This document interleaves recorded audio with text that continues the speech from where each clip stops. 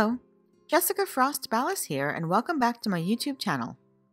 Today I'm sharing a few more stenciling tips and tricks and taking it way back to the 80s and 90s with this pair of Lisa Frank inspired cards. So let's get started. First, I blended my backgrounds using neon inks from Hero Arts. I used neon blue, orange, and pink to create a rainbow by blending a few of the colors together.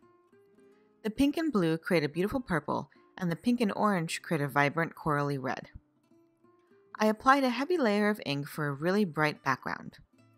I don't personally own them, but I think the Therm Electropop inks would also work great for this color scheme. I'm trying to be better about not being an impulse shopper, but I have to say when I saw these new stencils advertised from scrapbook.com, I immediately thought of Lisa Frank and ordered them so fast I'm surprised my wallet wasn't burning. I can't even begin to count how many of the stickers, folders, binders, and notebooks I had with these rainbow patterns when I was a preteen and kid. I have very fond memories of my Lisa Frank sticker collection from elementary school, and the idea of recreating some of those patterns in card form was just irresistible.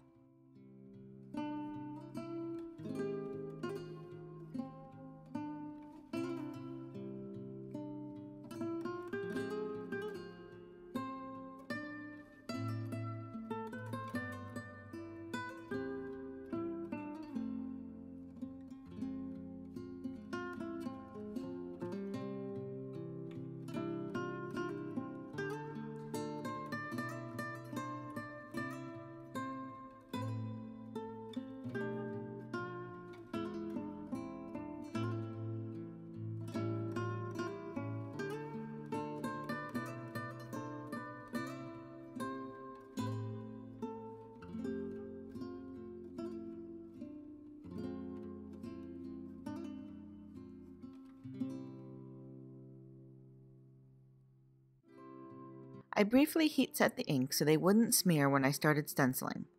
Since I'm using a dark gel, it's not so much a worry, but if you're using a clear or pale stenciling paste or gel, you can accidentally smear the ink and inadvertently color your paste.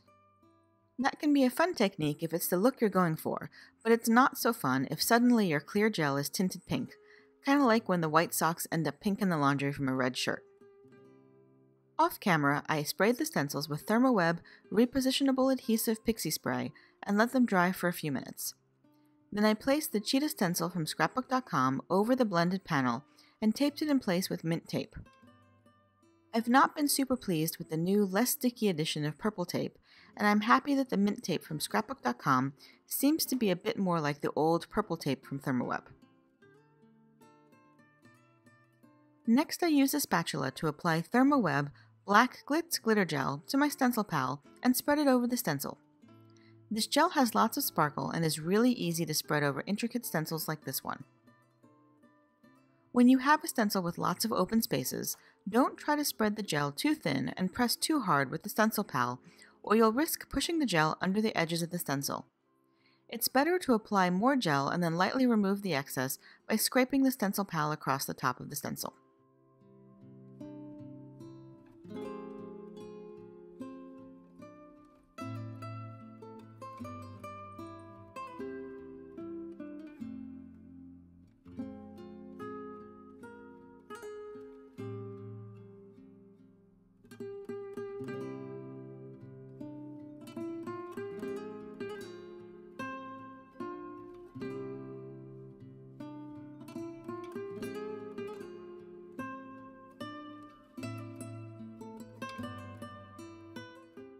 Once the stencil is completely covered, I put the excess gel back in the container and then use a baby wipe to quickly wipe the stencil pal and spatula clean. Next, I place a clean baby wipe on my work surface and carefully remove the stencil from the blended background. I place the stencil gel side down on the baby wipe to keep it wet while I remove the tape from the blended panel. Stencils are really easy to clean when the gel is still wet, so keeping it on the baby wipe gives me a little more time to attend to the blended panel.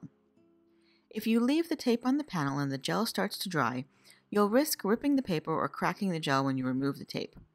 So I like to get the panel completely ready to dry before I go off to clean the stencil. Once the panel is in a safe, cat-free place to dry, I can get my stencil cleaned off. First, I use the baby wipe to wipe away the excess gel and glitter that's easily removed. Then I take it to a sink and use warm water and a little dish soap to remove any remaining gel. I repeat the process with my zebra panel and let both panels dry completely. They were both slightly larger than an A2 panel, so I also trimmed off the edges when the panels were dry. I want the panels to be the main focus of the card, so I keep the sentiment simple. I stamp the sentiment from Thanks a Bunch from Honeybee Stamps onto black cardstock with Versamark and heat emboss it with gold embossing powder before die cutting it with a coordinating die. I add foam squares to the back of the sentiment and then use my Wendy Vecchi station to line up and adhere the sentiments to the stenciled panels.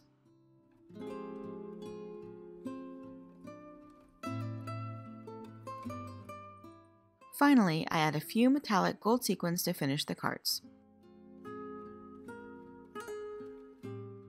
And that's it.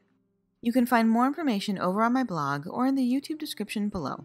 Thanks for indulging me on this trip down memory lane, and I hope you learned some new stenciling tips and tricks, even if you're not planning on creating neon zebras anytime soon. If you liked my video, please give it a thumbs up, and I'd love for you to subscribe to my channel. If you do subscribe, make sure you click the bell so you're notified the next time I post. Here are a few more stenciling videos you might be interested in, and until next time, have a fantastic day and happy crafting. Bye!